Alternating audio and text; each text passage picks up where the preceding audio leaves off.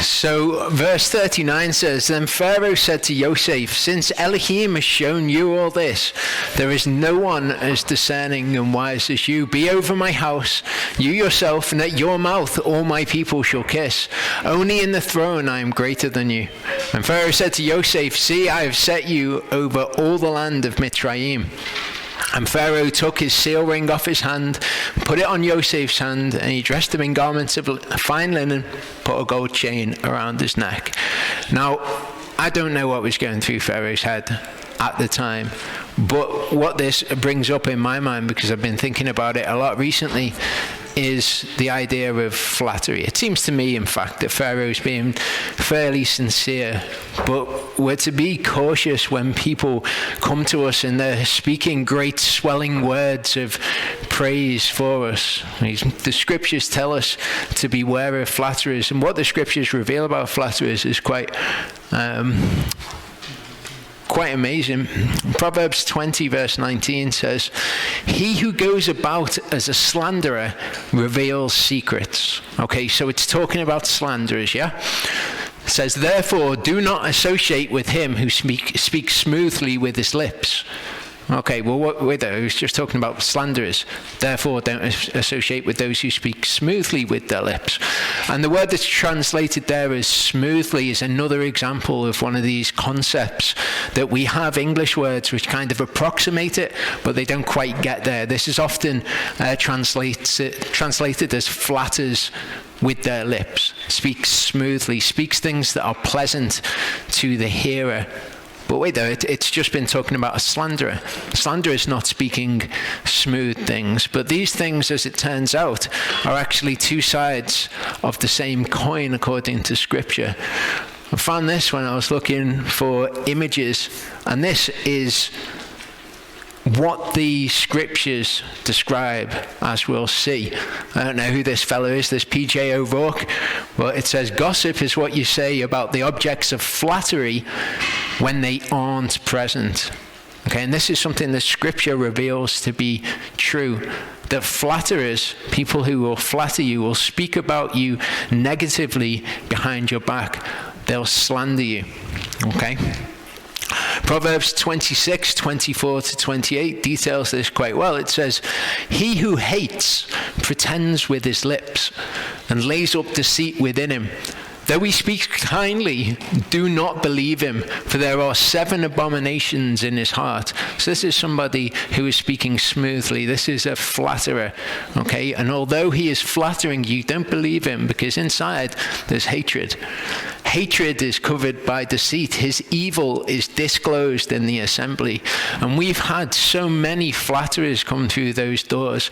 So many people who, after you speak, and you know that you'll have been speaking about something that is pertinent to them, something that in their realm of experience they're not willing to let go of, or whatever the situation is, and they'll come up to you and they'll speak these great swelling words, these smooth words to you about how amazing it was and how powerful it was. But they're always found out, and they'll always turn out to be those who will gossip about you and slander you and put you down behind your back. Oh, it's not loving though, is it? It's not loving. Oh, it was so powerful, JP. It's not loving though. Speaking rebuke, it's not loving to me. And they're all the same, and Scripture nails them exactly. It says, whoever digs a pit falls into it. Whoever rolls a stone, it turns back on him. A lying tongue hates its bruised ones, and a flattering mouth works ruin. So we have it revealed to be the flatterers will slander you behind your back. Jude 16 says, These are grumblers, complainers, and who walk according to their own lusts. And this is characteristic of these people. And their mouth speaks proudly, and they admire faces for the sake of gain. And this is the characteristic that we're going to see revealed in Scripture as well, that when they do this, they're doing it for the sake of gain. They're doing it so that perhaps you think well of them or whatever it is, but they've got their own gain at heart. And it's interesting to me when I've been considering flattery and exactly what it is and why people flatter, because Scripture reveals flattery to be done on all sorts of levels. It reveals that people flatter Yahovah. It reveals that people flatter themselves because they think that they actually hate evil. But in them thinking that they hate evil, they're flattering themselves. But when I was considering what flattery is, it seems to me, from what I've observed about it, is people recognize that there's something that they think that they should recognize as good. Okay? But they can't be genuine about it. They can't be authentic about saying how good it is because they don't really understand the value. They don't really understand what it is that makes it good. So all they can do is use these big, grandiose, exuberant terms of praise for it without really understanding what it is and why it's good. So they can't be sincere about it. They've got to flatter. Acts 16 to 18 says, "And it came to be, as we went to prayer, that a certain slave girl possessed with the spirit of Puthon did meet us, who brought her masters much profit by foretelling. Having followed Shaul," it's Paul, "and us, she cried out, saying, These men are the servants of the Most High Elohim, who proclaim to us the way of salvation," or the way of deliverance. And she was doing this for many days, but Shaul, greatly annoyed, turned and said to the Spirit, "I command you in the name of Yeshua Messiah to come out of her." And it came out at that same hour. So you've got people who are flatterers. Also, it seems that we've got spirits that deceive in this same way. They flatter. See, in 2 Samuel 15, 2-6, it says, "And Absalom, used to rise early and stand beside the way to the gate. And it came to be whenever anyone who had a complaint came to the king for justice, that Absalom would call to him and say, 'What city are you from?' And when he said, 'Your servant is from such a tribe of Israel,' Absalom would say to him, 'Look, your matters are good and right, and you have nobody from the king to hearken to you.'" Okay, so he's not heard their matters. He says, the things that you've come with, though, they're good and they're right. So what's he doing? He's flattering them. Absalom would say, "Oh, that I were made a judge in the land, and everyone who has any complaint or case will come to me, and I shall let right be done by him." Okay, so what he's saying here is, your matters are good and right, and if I was judge in the land, I would declare your matters to be right. So he's flattering them. It came to be whenever anyone came near to bow down to him, that he would put out his hand and take him and kiss him. And Absalom did this to all Israel who came to the king for justice. And Absalom stole the hearts of the men of Israel. Okay, so David, well, he was the judge. Okay, he was the one doing justice. Absalom would undermine him, and anyone that came, he would say that their matters were right, and he would flatter them, and he would steal their heart thereby. And we don't just see this physically, we also see it spiritually. We see the same sort of thing happening today. 2 Peter 2, 1-3 said, "But there also came to be false prophets among the people, as also among you there shall be false teachers." There's these flatterers, these false teachers who will flatter the people. Okay, but notice the connection that's made here, because this will be important as we go on. Okay, there also came to be false prophets, as there shall be among you false teachers. Okay, so this is the equivalency. Okay, the prophets of old are like the teachers which are among us, who teach false things, who prophesy smooth things to the people, or teach smooth things to the people, who shall secretly bring in destructive heresies and deny the master who bought them, bringing swift destruction on themselves. And many shall follow their destructive ways, because of whom the way of truth shall be evil spoken of. Okay, so you've got the way of truth. What they teach is flattering things, smooth things, and what's the flip side of that? The gossips, the slanderers, of whom the way of truth is evil spoken of. And in greed with fabricated words, they shall use you for gain. From of old, their judgment does linger and their destruction does slumber. So retain that equivalence as we're going through this. False prophets, false teachers. Later in 2 Peter, in verse 10, speaking of the same people, it says, and most of all, those walking after the flesh in filthy lust, despising authority, bold, headstrong, speaking evil of dignities. Okay, so this is one side of the coin with them.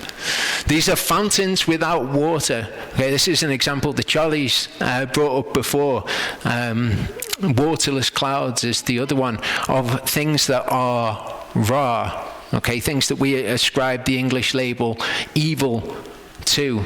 It's actually something that's not fulfilling its purpose. Okay, so a fountain without water isn't fulfilling its purpose. It is evil, so to speak, or it's the concept that we would ascribe the English word evil to. For speaking arrogant nonsense, they entice. This is these false teachers who come like the false prophets who are prophesying smooth things. Speaking arrogant nonsense, they entice through the lusts of the flesh, through indecencies, the ones who have escaped from those living in delusion. Okay, the scriptures speak, don't they, of those who return after they've escaped the defilements of the world through their Lord and Savior, Yeshua Messiah. Promising them freedom, though themselves being slaves of corruption, for one is a slave to whatever overcomes them. And they tend to, if something has overcome somebody, they won't speak a word of rebuke to them. They won't seek to bring them back on the path. They speak words of flattery to them. Oh, it's okay. Yehovah still loves you. You still love Yehovah. Just look at all the other things you've changed in your life. Okay? Not, you need to sort this out. This is not good. And through these words, these smooth words, these flatteries, they entice. Proverbs 29:23-24 says, he who reproves a man finds more favor afterward than he who flatters with the tongue. He who robs his father or his mother and says it is no transgression, he is united with a destroyer. Okay, so if you reprove somebody, that is a better thing than to speak something smooth to them. So I want you to think, when you're in a situation where somebody has something in their life which is ultimately going to be the cause of them perishing, okay, it is better for you to speak a word of reproof to that person than it is for you to smooth over it with them. Just kind of ignore it, speak around it, speak about some other issue. Okay, and here we're talking about brothers and sisters. We're not to judge those of the world. But if a brother or sister has something which is potentially going to be the cause of them perishing, it is better to reprove them than it is to do what is of gain to us, is to our own personal advantage perhaps, to avoid what would be an awkward issue. And this is what these false teachers do. It's what the false prophets did. They speak words of flattery to these people and they smooth over the problems. Psalm 49 verse 13 says, this way of theirs is folly to them, yet their followers are pleased with their words, because they flatter them, and their followers like it. Proverbs 24:24-26 says, he who says to the wrong, you are righteous, peoples curse him, nations despise him, but those who rebuke the wrong, it is pleasant, and a good blessing comes upon them. Okay, the blessings and the curses. He who gives a right answer kisses the lips. And remember that when you're in a situation and you think it's difficult for me to bring this up with this person, it might be a bit awkward for me to bring this up with this person. But out of those two, the one who is telling them the truth, they are the one who is ultimately benefiting them. In the idiom used here, they are the one that kisses the lips, okay? Not the one who speaks these smooth, flattery things and just ignores the problems. It's not going to do that person any good. Luke 6:22-26 said, blessed are you when men shall hate you, and when they shall cut you off, and shall reproach you and cast out your name as wicked for the sake of the son of Adam. Rejoice in that day and leap for joy, for look, your reward is great in heaven, for that is how their fathers treated the prophets. And remember that equivalence between the prophets and the teachers. But woe to you who are rich, because you are receiving your comfort. Woe to you who have been filled, because you shall hunger. Woe to you who are laughing now, because you shall mourn and weep. Woe to you when all men speak well of you, for thus their fathers did to the false prophets, or to the false teachers. Okay? So it might be awkward and it might be difficult to say what it is that's actually going to be of benefit to that person. But the scripture says, look, woe to you when everyone is saying great things about you because you've prophesied or you've taught these deceits to them. 2 Corinthians 2:14-17 says, but thanks be to Elohim, who always led us on to overcome in Messiah and manifest through us the fragrance of his knowledge in every place. Okay, so that should be true of us as well. We should manifest the fragrance of the knowledge of Yehovah in every place. You might think, well, that's going to be something that smells nice to the people who hear it. Because we are to Elohim the fragrance of Messiah among those who are being saved and among those who are perishing. Okay, so those who are being saved and those who are perishing, we're the fragrance of Messiah to them. But it smells quite different to somebody who's being saved than it does to somebody who's perishing. To the one we are the smell of death to death, and to the other the fragrance of life to life. And who is competent for these?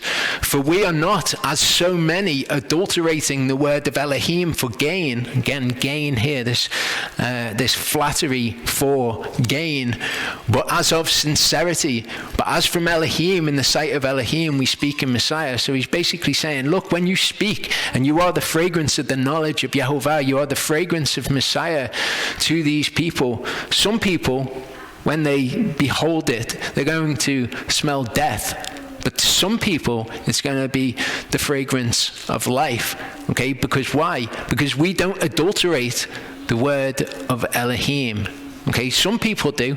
Some people flatter and they're trying to create this nice aroma of this lovely smell to people. Okay, but in doing so, they're adulterating the word of Elohim. They're not showing the full word of Elohim. And to those who are perishing, that's absolutely useless. It's much better for them to have that nasty scent from it and for them to recognize that to them the word is going to bring death if they don't change, than it is to create this false illusion.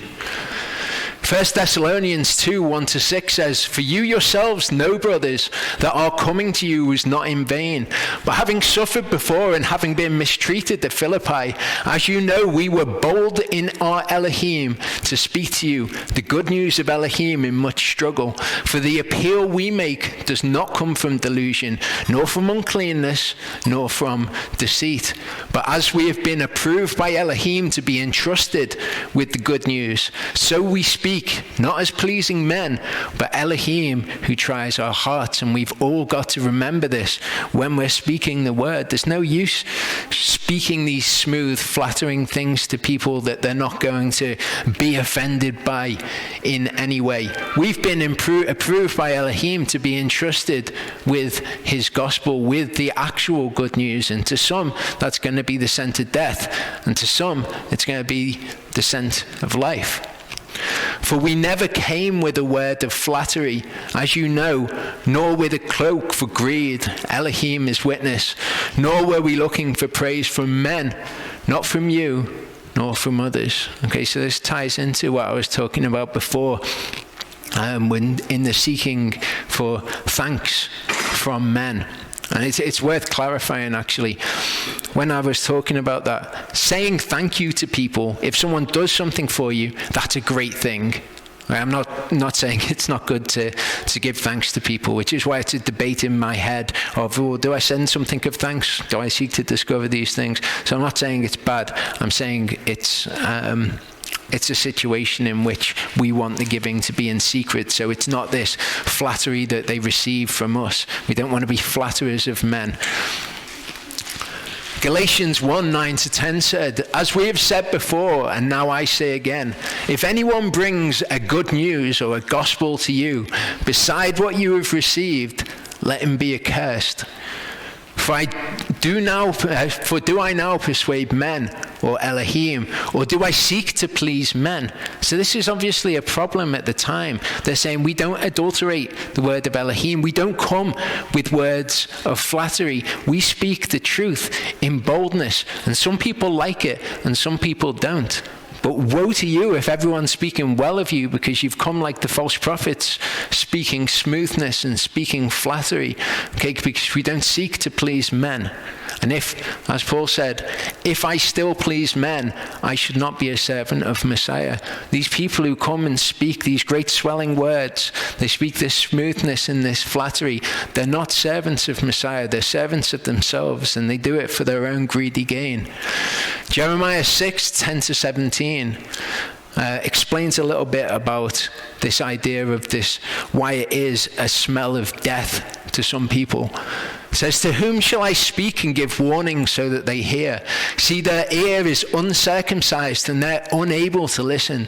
See, the word of Yehovah is a reproach to them. They do not delight in it." Okay, to them it's the smell of death.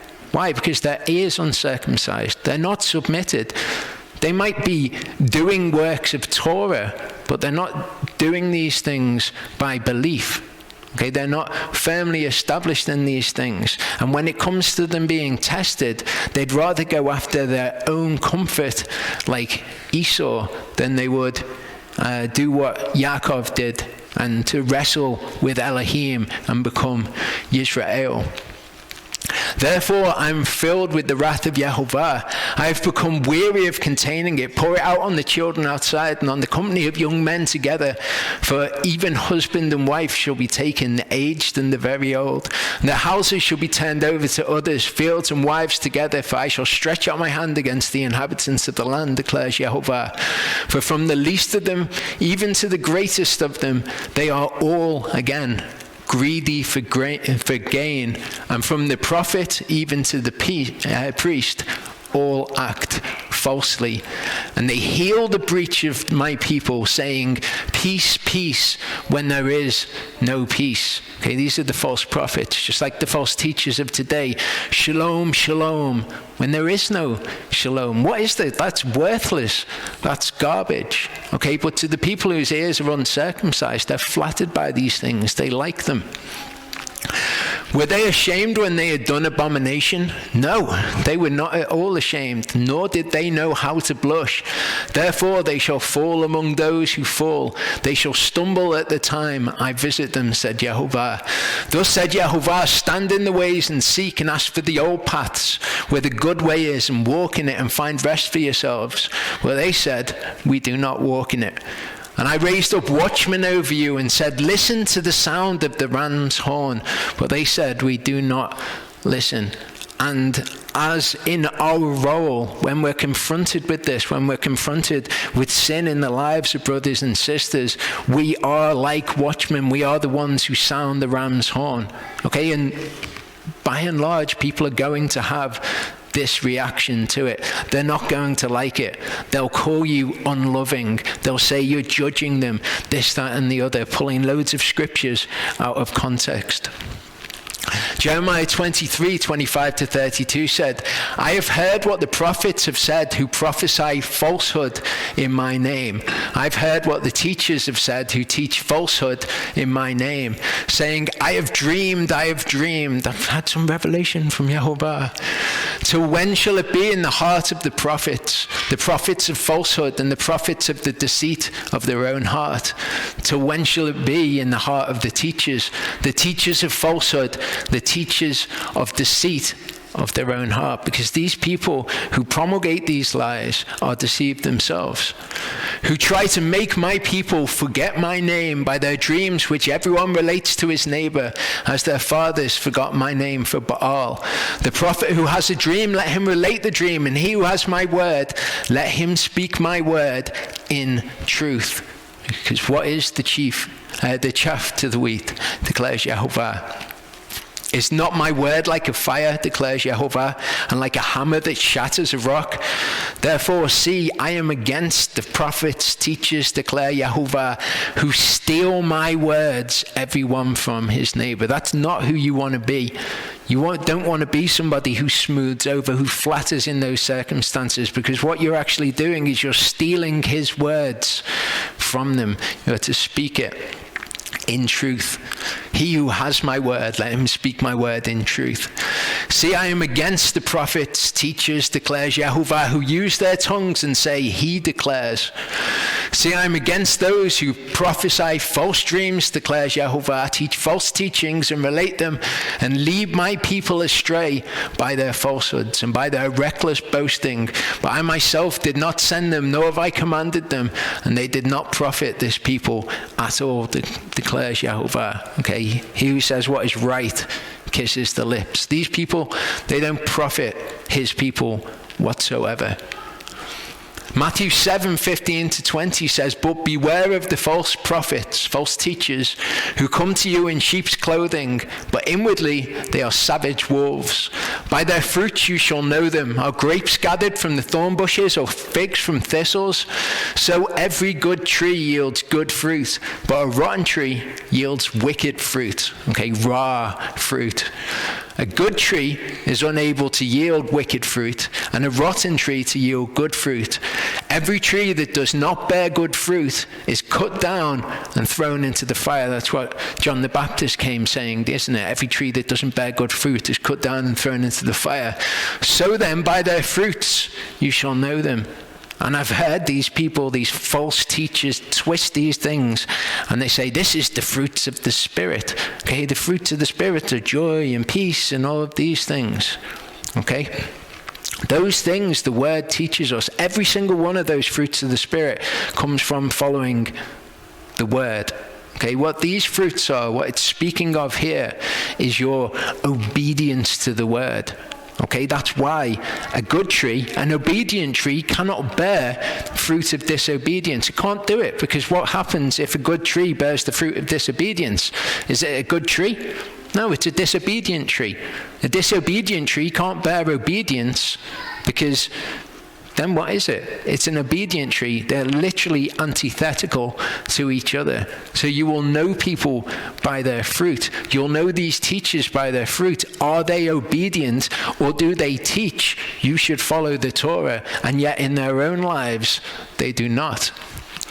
Proverbs 5:1-8 says, my son, listen to my wisdom, incline your ear to my understanding, so as to watch over discretion, and your lips guard knowledge. For the lips of a strange woman drip honey, and her mouth is smoother than oil. Okay, this is the same word here. Okay, this flattery which is spoken by the strange woman.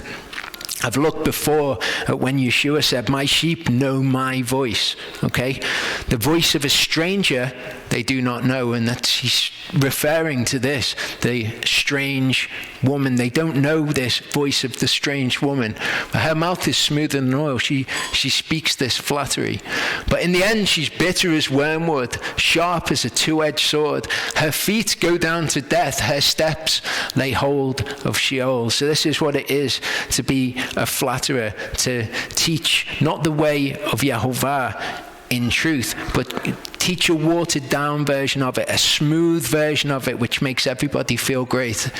She does not consider the path of life. Her ways are unstable. You do not know it. Okay, his sheep know his voice. They do not know the voice of the stranger. So now listen to me, you children, and do not turn away from the words of my mouth. Keep your way far from her. Do not come near the door of her house. Okay, her steps go down to Sheol.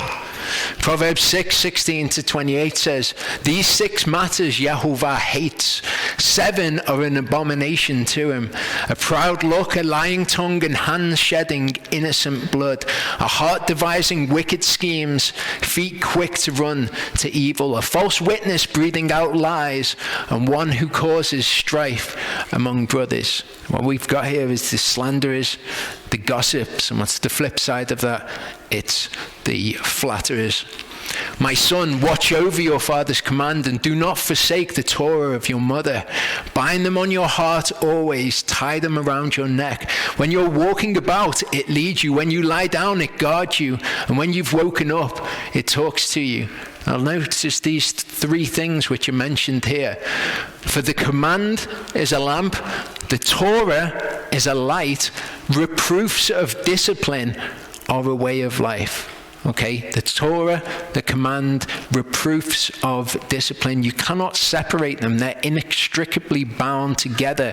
That's what the word is to be for us. But the strange woman comes and flatters, smooths off the word. Okay, takes away the reproofs of correction from the word and speaks flattery. To guard you against an evil woman from the flattering tongue of a strange woman. That's what reproofs are for. Okay, that's what the Torah, that's what the command is actually for. That's what the word spoken in truth is for. It's to guide us, to guard us from this flattering nonsense. Do not desire her prettiness in your heart, neither let her captivate you with her eyelids, because it's seductive. These things are seductive, these ideas. Oh, I do still love Yehovah, I'm not going to change that, and I'm on a journey. I might change it at some point when I reach another point on my journey. But this is actually about me, and look at all the changes that are in my life, and it's all garbage. It's all flattering. It's all seductive. Don't be seduced by things like this, and certainly don't speak seductive things to people that will lead them astray and will lead them to Sheol. For because of a whore one is brought to a crust of bread, and an adulteress hunts a precious soul. Would the man take fire to his bosom and his garments not be burned? Would the man walk on hot coals and his feet not be scorched? Transgression speaks to the heart, to the wrong rather, within his heart. Fear of Elohim is not before his eyes. Okay, so what this is saying is what accords with a man, okay, with the wrong, is transgression. That's what speaks to him within his heart. For he flatters himself in his own eyes to find his crookedness to be hated. Okay, so what's he doing? He's flattering himself to make him think, oh, I hate evil. I do hate evil. But what's actually according with him in his heart? It's transgression. And you can see this by someone's fruit. Do they actually unwaveringly follow the Torah, or do they make excuses like Esau? You can tell a good tree and a bad tree simply by their obedience or their disobedience. But the people who are deceived, they flatter themselves in their own heart to think that they hate their iniquity or their crookedness. The words of his mouth are wickedness and deceit. He has ceased to be wise to do good. He plots wickedness on his bed. He sets himself in a way that is not good. He does not despise evil. Okay? He convinces himself that he actually hates evil, but in doing so, he flatters himself. He smooths out the word until he's in a place where he can believe, oh no, I do hate evil. Yeah, transgression doesn't speak to me in my heart, but it's because he flattered himself. He's believed the flattering words of the strange woman. Proverbs 7, 1-27 says, my son, cherish my words, treasure up my commands with you. Cherish my commands and live, and my Torah is the apple of your eye. Bind them on your fingers, write them on the tablet of your heart. Say to wisdom, you are my sister, and call understanding a close friend. Okay, so wisdom's anthropomorphized in the scriptures, isn't it? It's a woman in the scriptures. That is the words of Yehovah. That is what is spoken by Yeshua. Then you have the strange woman, the words of a stranger, which his sheep do not know. They know his words. Okay, the other woman that is mentioned, though, is the flatterer.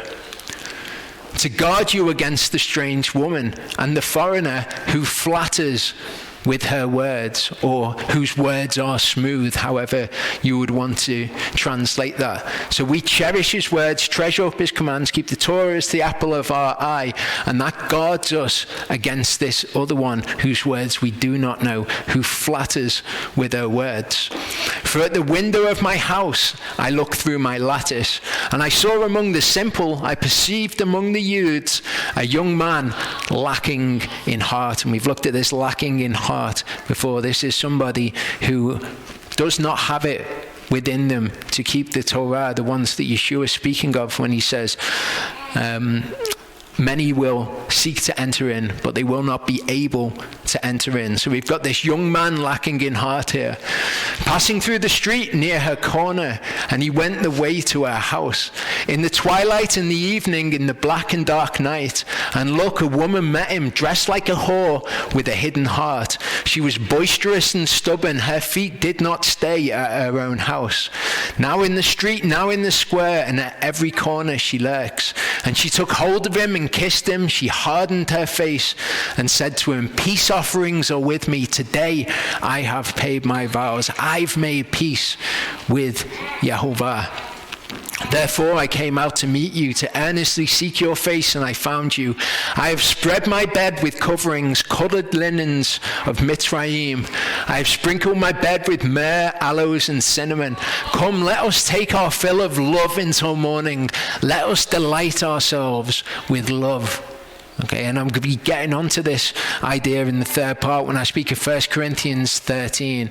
But people, when they misunderstand what is actually being said, it's all about love, actually. Okay, let us take our fill of love. Don't worry about the Torah. I've made peace with Elohim. Come, let us take our fill of love. Come on, we'll all have love. They're flattering words. They sound nice. They're seductive words, but they will lead you down the path to death. For my husband is not at home. He's gone on a long journey. He took a bag of silver with him. He comes home on the day of the Kaseh. With her many words, she leads him astray. With her smooth lips, or her flattering lips, she seduces him. He goes after her immediately like an ox. He goes to the slaughter, and as in chains a fool to the punishment, till an arrow strikes through his liver, like a bird rushing into a snare, and did not know that it would take his life. So he's seduced. He likes it. He runs after it immediately. And he's like an ox going to the slaughter. And now listen to me, you children. Pay attention to the words of my mouth, Yehovah's words. Do not let your heart turn aside to her ways. Do not go astray in her paths. For many are the wounded she has caused to fall, and numerous all her slain ones. Her house is the way to Sheol, going down to the rooms of death. Okay, so we have a choice. We can lead people down one path, or we can lead them to another. And often, amongst the sinful, fallen people, when you speak words of truth, okay, they're not going to be flattering words. They're not going to be smooth words. They're going to be words of, wake up, you're on your way to death. What we don't want to do is ease people's passage on the way to Sheol. Isaiah 38:13 said, and go write it before them on a tablet and inscribe it on a scroll, that is for a latter day, a witness forever. That this is a rebellious people, lying children who refuse to hear the Torah of Yehovah, yet they flatter themselves. Oh yeah, we hate evil. We don't want to do evil. They refuse to hear the Torah though. They're known by their fruit. Who say to the seers, do not see, and to the prophets, do not prophesy to us what is right, to the teachers, do not teach to us what is right, speak to us what is smooth, teach deceits to us. That's what we want. That will make us all feel great. And then we can all feel like we're doing the Torah, but actually, what we're all actually doing is all holding each other's hands and singing songs on the way to Sheol, down to the rooms of death. Turn aside from the way, swerve from the path, cause the set-apart one of Yisrael to cease from before us. Therefore, thus said the set-apart one of Yisrael, because you despise this word and trust in oppression and perverseness and rely on them, all the while flattering yourselves in your hearts, thinking that you hate evil, Therefore, this crookedness is to you like a breach, ready to fall, a bulge in a high wall, whose breaking comes suddenly and swiftly, like the ox rushing to the slaughter. Psalm 81, 10-15 says, I am Yehovah your Elohim, who brought you out of the land of Mitzrayim. Open your mouth wide, and I fill it. But my people did not listen to my voice, and Israel would not submit to me. So I gave them over to their own stubborn heart to walk in their own counsels. Oh, if my people had listened to me, Israel would walk in my ways. I would subdue their enemies at once and turn my hand against their adversaries. But those who hate Yehovah feign obedience to him. Okay? They convince themselves in their heart through believing flattery that they hate evil, and they feign obedience to him. Okay, this isn't talking about people who are just openly disobedient to him. This is talking about people who feign obedience to him. John 12, 14-17 says, and the Pharisees who loved silver also heard all this and were sneering at him. As he said to them, you are those who declare yourselves righteous before men, but Elohim knows your hearts, because what is highly thought of among men is an abomination in the sight of Elohim. So this is what these people do. Okay, they make themselves look outwardly righteous before men. They proclaim themselves to be outwardly righteous before men, but Elohim knows their hearts. The Torah and the prophets are until Yochanan. Since then, the kingdom of Elohim is being announced, and everyone is doing violence upon it. For it is easier for the heaven and the earth to pass away than for one tittle of the Torah to fall. And yet what do these flatterers come saying? Okay, don't worry about that. Just do a load of the Torah. Be obedient to the things in which you're comfortable. But if something moves you outside of that comfort, he understands. He understands what's going on. He knows that your heart really loves him, actually. He doesn't. He knows that they've flattered themselves in their heart, thinking that they despise evil, when actually they despise the word. Ezekiel 33, 30-31 says, as for you, son of man, the children of your people are talking about you beside the walls and in the doors of the houses. They speak to each other, each saying to his brother, please come and hear what the word is that comes from Yehovah. And they come to you as people do. They sit before you as my people, and they hear your words, but they do not do them. For with their mouth they show much love. They flatter themselves. They flatter other people. And as we'll see, they flatter Yehovah. But their hearts pursue their greedy gain. Again, they're all about themselves. They're all about their own comfort in these matters. Psalm 78, 32-37 says, in spite of all this, they still sinned and did not believe in his wonders. So he ended their days in a breath and their years in trouble. When he slew them, they sought him, and they returned and did earnestly seek Ale. So when everything's going wrong, they returned and sought him. They remembered that Elohim was their rock and that their most high Ale, their redeemer. But they flattered him with their mouth. They lied to him with their tongue. And people do this, don't they? People speak these great swelling words of praise of Elohim. Praise Yehovah, praise Yah, praise Elohim. But it's all that same thing again that I was talking about at the beginning. I've observed in people, they don't know how to speak genuinely and sincerely about what they recognize they should be praising.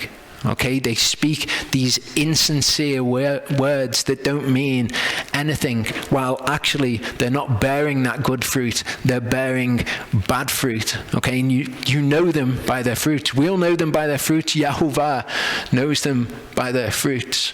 For their heart was not steadfast with him, and they were not true to his covenant. Okay, it takes your heart to be steadfast. It takes you to be true, which is something that we will be looking at when we look at 1 Corinthians 13. Psalm 5, 3-10 says, O Yehovah, in the morning you hear my voice. I present myself to you in the morning and I look up. For you are not an ale taking delight in wrong, nor does the evil dwell with you. The boasters do not stand before your eyes. You hate all workers of wickedness. You destroy those speaking falsehood. Yehovah loathes a man of blood and deceit. But I enter your house in the greatness of your kindness. I bow myself toward your set-apart temple in your fear. O Yehovah, lead me in your righteousness. Because of those watching me, make your way straight before my face. For there is no stability in their mouth. Their inward part is destruction. Their throat is an open grave, and they flatter with their tongue. Declare them guilty, O Elohim. Let them fall by their own counsels. Thrust them away for their many transgressions, because they have rebelled against you. And you can read, when you read passages like this, when you read passages that David writes, where he is praising Elohim and the things he's saying about them, you can see somebody who is genuine in the things that they're saying. And you can tell somebody who is a flatterer, someone who flatters Elohim, because there's just no substance to what they're saying. It's not real at all. It's not genuine, and it's not authentic. Psalm 12 says, Save Yehovah, for the kind one is no more, for the trustworthy have ceased from among the sons of men. They speak falsehood with each other. They speak with flattering lips, a double heart. Yehovah does cut off all flattering lips, a tongue that speaks swelling words, who have said, with our tongue we do mightily, our lips are our own, who is master over us? Because of the oppression of the poor, because of the sighing of the needy, I now arise, says Yehovah. I set in safety, he pants for it. The words of Yehovah are clean words. Silver tried in a furnace of earth, refined 7 times. You guard them, O Yehovah. You preserve them from this generation forever. The wrong walk around on every side, the gossips, the slanderers, the flatterers, when worthlessness is exalted among the sons of men. And that's what they do when they're speaking flattery, okay?